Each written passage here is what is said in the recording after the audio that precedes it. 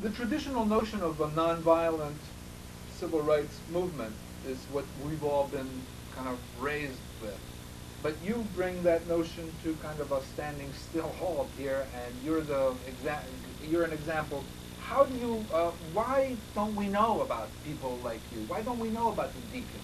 I mean, I know about the deacons, but why do we know so little about that? Well, that's intentional. They didn't want minorities to get the impression that that was a way of dealing with some of the problems. And that's the way countries all over the world deal with problems. But they didn't want us to get the idea. They wanted us also to feel inferior, less than men, because they know that men will stand up and fight, that men will fight for their rights and for their families and for their homes, in defense of their homes. But we were supposed to be less than men. The next thing is that what is not commonly known is that the deacons of self-defense from Monroe, Louisiana, and also that all of the radical groups, even SNCC, the Student Nonviolent Coordinating Committee, the Panthers, they all got their inspiration from Monroe. That's documented in my FBI files. But nobody wanted to say this. They didn't want to give us credit for this type of thing. The next thing is that you have the situation of other groups that's resorted to some form of violence, lost people. It's like a situation in Chicago where they broke into the house with the Panthers sleeping and they just wiped out a number of them. But we never lost anybody. That some of our people shot other people and a policeman claimed he was shot, but we didn't lose not a single person. So this was our Mount Vernon. Now what do I mean by Mount Vernon? As a child, we learned in school that George Washington led a ragtag army against the greatest army in the world, the British Army, an empire that the sun never set on his flag. So he led this ragtag army. He overcame the oppression of the British throne. He became president of the United States. Then he went home to Mount Vernon and lived out the rest of his life as a peaceful country farmer gentleman.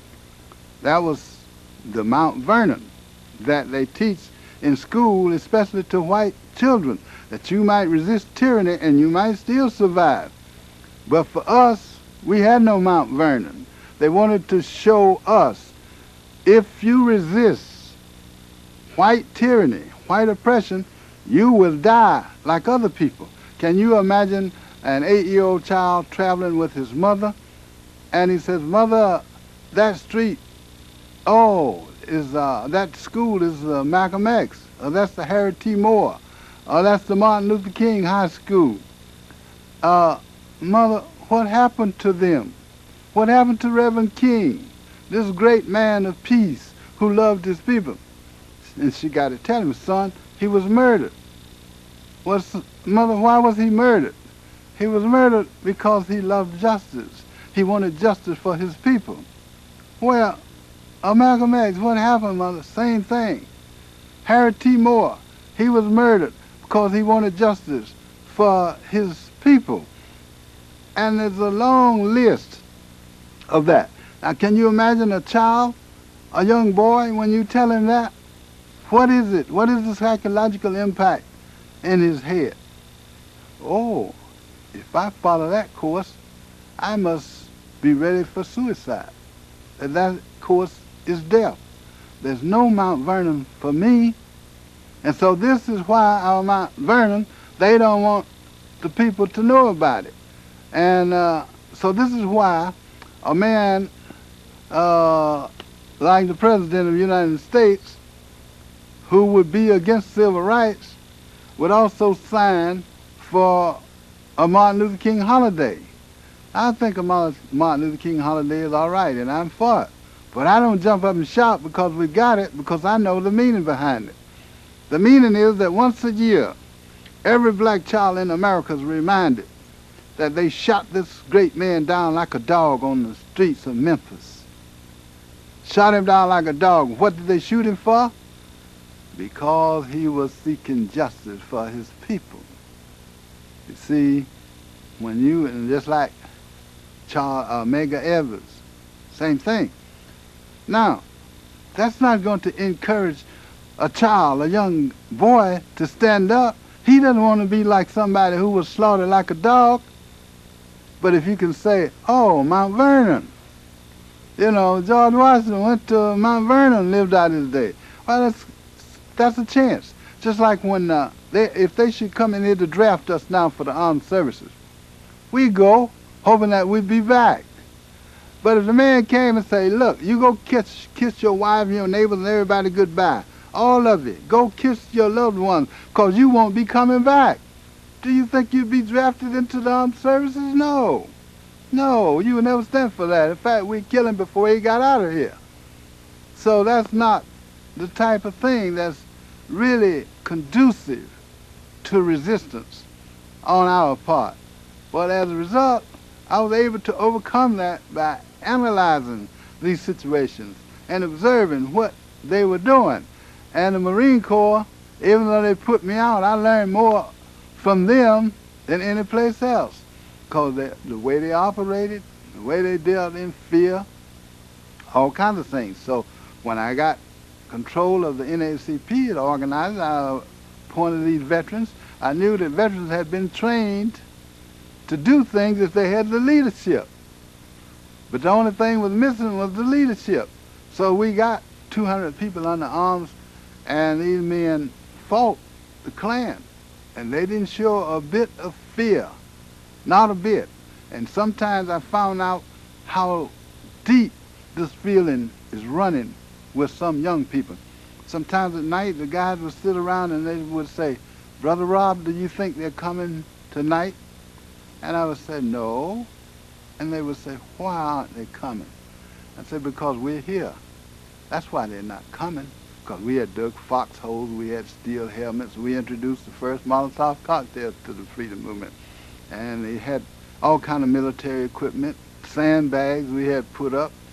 And I would say, well, the reason they're not coming... Did they ever come, Mr. Williams? Yeah, they did come once, but they didn't get in. Oh, well, there was a shootout. And they left there running from the black community. The problem was that 18 black women had been struck on the streets with objects from cars that white men were passing throughout these objects. So the black people, ministers, had been up and they were begging the officials to stop these people from making these forays into our community. And officials told the black ministers that they had as much right for the Klan to organize as for our communist NAACP. So we asked the preachers, please don't go back anymore, we'll take care of it. So they had struck 18 women, so finally we got our rifle club. I got a charter from the National Rifle Association. I had been in the Marine Corps and I found out that civilians could get charters. We got a charter. We dressed up the occupations that made them think that we were white people. Just like a cook became a restaurateur, and a brick mason became a construction owner, and we just changed the occupations and they gave us a charter, and we had the parent charter for that county from National Rifle Association. So that gave us the right also to get some of the arms that we used. So as a result, after we had arms and had disciplined group, then out in the county, a white man attempted to rape a black woman who was 8 months pregnant. And there was her neighbor, who was a white woman, had brought her to the police to help to try to get an indictment against the man who tried to rape her. And the chief of police refused to give a warrant, so we had to get involved with the NAACP. And as a result, then some of the men in the community said, well, suppose we take care of this. They're not going to do anything. And I explained to them that they couldn't take care of it. They said, well, we could just go by his house and sprinkle maybe a few machine gun bullets. And said, no, you can't do that. So it was just scaring. No. Then they said, well, we could throw a stick of dynamite on his porch, couldn't we? No. So I said, he'll be taken care of in the law. So what they did, there was a young white woman lawyer from New York who volunteered to come and prosecute this man. She came all the way to North Carolina. And when they came up for trial, she never got a chance to say anything on the floor because the they had brought this white man's